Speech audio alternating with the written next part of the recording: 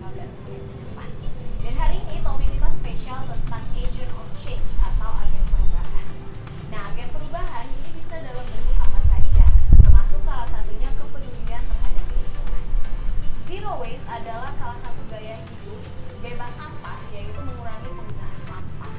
Dan hari ini akan kita bahas lebih dalam dengan salah satu sosok yang sangat inspiratif tentunya, yang bernama Mevilia. Halo. Oke, halo Mev. Boleh mungkin perkenalan sedikit? Oke, jadi perkenalkan nama saya Mevilia, usia 19 tahun, saya dari DKV angkatan 17. Oke, salam kenal ya Mev. Iya. Nah, langsung aja ya kita ke Iya. pertanyaan yang pertama. Kan kita bahas hari ini tentang zero waste lifestyle. Menurut kamu sendiri apa sih makna dari gaya hidup ini? Kalau secara personal sih, menurut aku zero waste lifestyle ini adalah gimana cara kita buat ngurangin penggunaan sampah terutama sampah yang nggak bisa didaur ulang.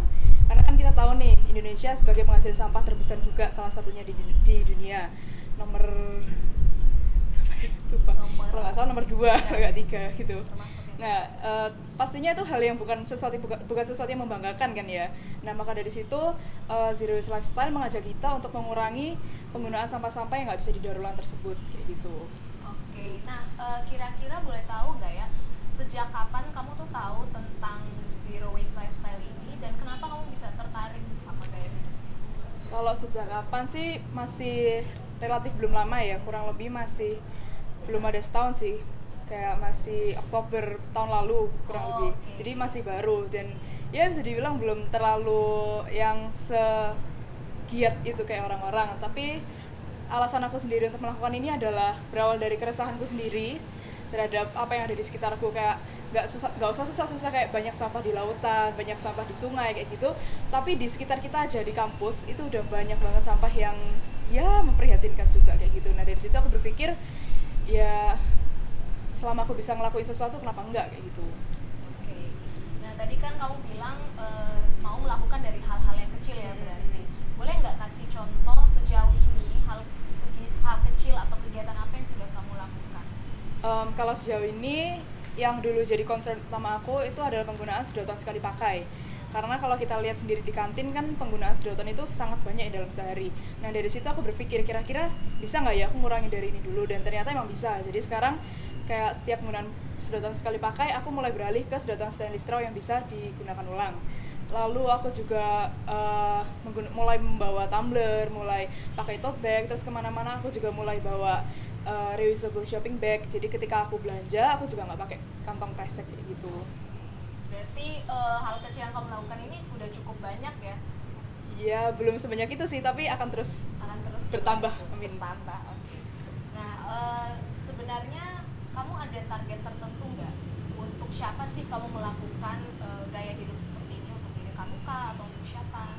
Yang pertama tentu buat ngukur kemampuan diriku sendiri ya, karena aku sendiri juga orangnya tuh aku merasa aku cukup konsumtif kayak gitu. Jadi pasti pengeluaran sampahku juga pasti cukup banyak. Nah aku mau ngetes kira-kira bisa nggak ya aku ngurangin sampah-sampah ini, dan ternyata setelah aku jalanin ternyata oh aku bisa. Berarti aku masih bisa lanjutin. Nah untuk sekarang target aku adalah gimana caranya ngajak teman-teman sekitar aku dulu buat ngelakuin hal kayak gini. Terus aku mulai ngajak keluarga aku juga yang udah mulai pelan-pelan kesana. Terus mungkin ya kalau Tuhan mengizinkan bisa jadi satu Petra mungkin bisa terinfluence mungkin ya. Soon. Optimis. Iya, gitu. soon. Amin, Okay. amin. Nah setelah itu aku juga mau tahu gimana sih respon orang-orang ketika kamu mungkin pertama kali melakukan kegiatan tersebut. Ada yang mungkin merasa aneh atau ada yang malah mendukung gitu gimana?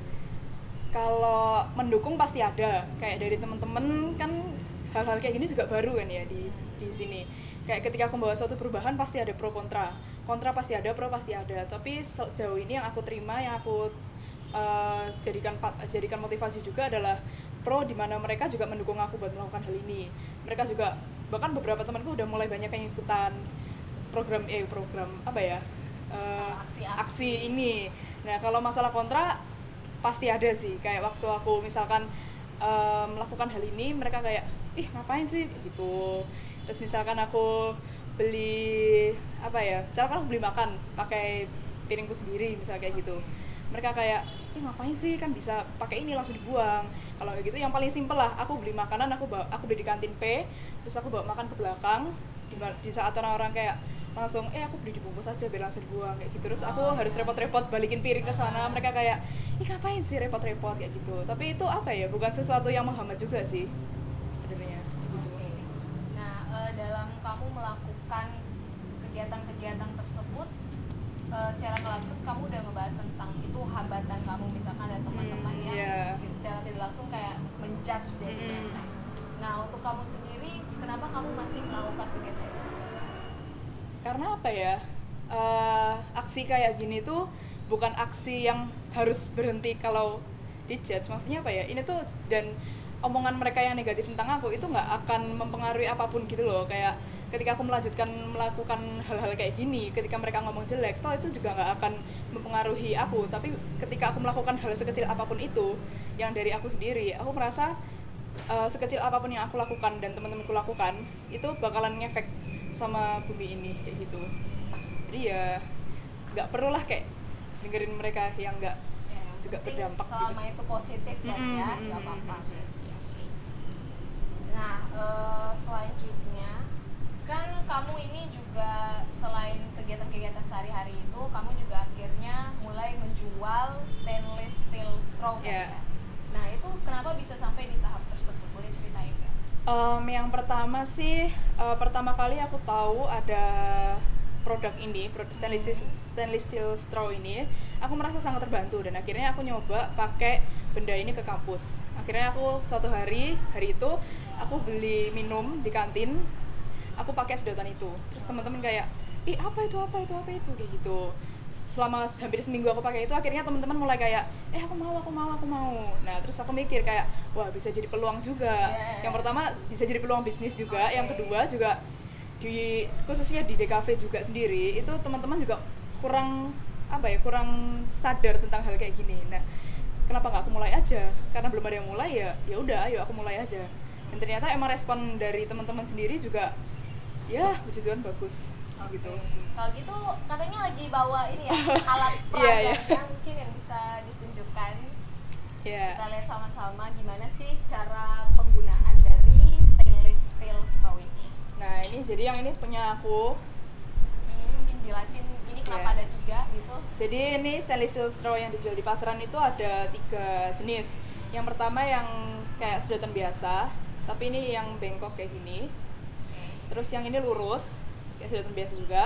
Nah, yang ini yang diameternya 1 cm, biasanya buat minum kayak bubble tea kayak gitu. Ini sikat pembersihnya. Gitu. Terus ada lagi. Nah, ini yang baru. Yang terbaru. Ini adalah sedotan stainless juga, tapi dia tuh kecil, seukuran kantong, namanya pocket straw. Dan dia itu kayak dilipet gitu. Ini.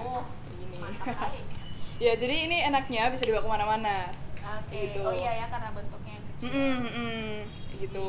Praktis.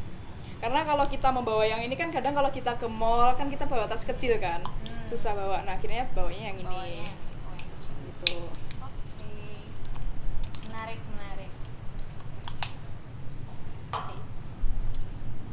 Nah, kita lanjutkan ke pertanyaan selanjutnya. Nah, jadi berarti tadi kan kita udah tanya tentang alasan kamu menjual reusable straw ini dan juga peluang bisnis yang akhirnya bisa kamu kejar gitu kan. Nah, selain mendukung aksi zero waste lifestyle menggunakan sedotan tadi, kegiatan lain apa lagi nih yang kamu lakukan? Kegiatan lain yang aku lakukan mungkin lebih, aku berusaha untuk menginfluence teman-teman aku ya, mulai dari kayak penggunaan tumbler ke kampus kayak gitu. Terus mulai dari aku sekarang kemana-mana juga bawa tote bag, terus aku bawa reusable shopping bag, dimana dari situ teman-teman aku mulai merasa kayak, oh ternyata hal-hal ini tuh ada ya, hal-hal kayak gini tuh nyata ya, dimana mereka tuh aku ajak juga untuk berpartisipasi dalam kayak hal ini. Dan juga selain itu sebagai mahasiswa, sebagai manusia juga tentunya, aku masih sebagai apa ya, istilahnya kayak aktivis juga ya, walaupun masih belum bisa disebut sebagai aktivis, tapi aku merasa penggunaan plastik itu juga masih ada, masih banyak lah. Nggak bisa lah aku langsung drastis nggak menggunakan plastik sama sekali. Kayak plastik digunakan itu untuk mempermudah hidup manusia kayak gitu kan, cuman tinggal pinter-pinternya kita gimana cara kita ngurangin. Nah, ada satu cara yang aku lakuin buat mengurangi pembuangan plastik ke laut, yaitu adalah bikin eco brick. Bottle brick. Jadi bottle brick itu adalah kita bikin kayak brick batu bata tapi dari plastik. Caranya gampang banget. Jadi dari botol air kemasan yang udah kosong kita masukin plastik, kayak plastik sisa makanan, terus sisa mungkin kayak plastik bungkus laundry misalnya, kayak gitu-gitu. Nah itu kita masukin ke dalam botol itu, dipadetin sampai keras. Nah kalau itu udah penuh itu bisa jadi buat macam-macam kayak gitu. Mungkin fungsi yang bisa kamu sebutin apa dari? Fungsinya kalau setahu aku ya, fungsinya kalau di dunia pembangunan itu udah mulai bisa untuk menggantikan batu bata kayak gitu. Terus di Indonesia juga di beberapa tempat bottle brick ini juga mulai dibikin kayak furniture, terus dibikin kayak dinding juga bisa kayak gitu. Kalau buat aku sendiri ketika nanti bottle brickku ini udah banyak, mungkin aku akan bikin kayak apa ya, mungkin bisa jadi bahan-bahan buat kerja tugas mungkin ya. Terus kayak mungkin aku bisa bikin dekorasi-dekorasi dan furniture juga kayak gitu. Yang jadi ini juga membuka wawasan sih, ternyata banyak cara yang bisa kita gunakan untuk mengurangi sampah plastik ya. Nah, untuk kamu sendiri apa sih harapan kamu tentang zero waste lifestyle ini ke depannya, terutama di dalam masyarakat saat ini? Harapan aku sih yang pasti semoga teman-teman juga sadar akan hal ini. Jangan cuman iya keren ya kayak gitu, tapi ayo kita juga bergerak bersama kayak gitu, karena gerakan satu orang itu nggak akan bisa apa ya berdampak segitu besarnya kecuali kalau kita gerak bersama-sama kayak gitu. Jadi itu aku berharapnya semoga teman-teman juga sadar akan hal ini dan ayo kita berubah bersama kayak gitu. Mulai dari hal yang simpel aja kayak gitu. Ada nggak orang-orang yang kamu lihat secara langsung perubahan dari yang kamu lakukan? Yang sangat terlihat sih teman-teman dekatku ya. Mulai dari awalnya kita ke kantin dengan sampah sebanyak itu, setelah aku melakukan aksi ini, mau nggak mau mereka harus ikut aku dong. Kayak ketika kita beli minum, akhirnya kita pesen minum di tempat, nggak usah pakai sedotan, kita pakai sedotan kita sendiri. Terus kalau kita mau makan, ayo kita makan di kantin aja, nggak usah pakai bungkus segala macem. Terus misalkan kita mau beli apa, yang lucu itu sih kayak semenjak aku melakukan aksi ini, teman-teman akhirnya seakan-akan menganggap aku kayak apa ya, ekopolis mungkin ya, nggak tahu ya. Jadi ketika mereka belanja, terus aku ngomong nggak usah plastik, akhirnya mereka nggak pakai plastik. Nah suatu hari pernah temanku tuh mau beli barang, aku tuh lupa di mana, terus nah itu sama pegawainya tuh mau dimasukin plastik, terus otomatis dia lihat aku, terus aku kayak ya udah akhirnya dia nggak pakai plastik. Ya semoga sih dari situ akhirnya mereka kebiasa ya kayak gitu. Jadi secara nggak langsung kamu sudah mempengaruhi mereka juga. Nah, dan yang terakhir, kira-kira adakah plan atau rencana kamu tentang aksi-aksi peduli lingkungan yang lain yang mungkin belum kamu lakukan saat ini? Yang pengen banget aku lakuin itu beach clean up. Jadi yang itu bersih-bersih pantai kayak gitu. Cuman sampai saat ini belum bisa karena pas hari beach clean up pas aku nggak bisa kayak gitu. Itu aku kepengen. Terus aku juga pengen lebih apa ya, lebih berdampak besar buat nge-influence teman-teman. Nggak cuma teman-teman sekitar aja, tapi kalau bisa yang lebih luas lagi. Dan aku pengennya sih kayak apa ya, yang aku lakuin itu nggak cuman membara di awal gitu. Aku pengen ini jadi suatu lifestyle yang berkepanjangan sampai aku mungkin tua nanti kayak gitu. Oke, terima kasih Mev untuk informasinya hari ini, juga udah membuat kita belajar banyak tentang zero waste lifestyle itu sendiri, dan juga udah dibawain contoh langsung tentang stainless steel straw-nya itu. Akhirnya kita jadi paham gitu, mengerti tentang kegunaannya sendiri. Oke pemirsa, terima kasih sudah bersama dengan Lave dan juga Mevi pada hari ini. Kita akan kembali dengan topik-topik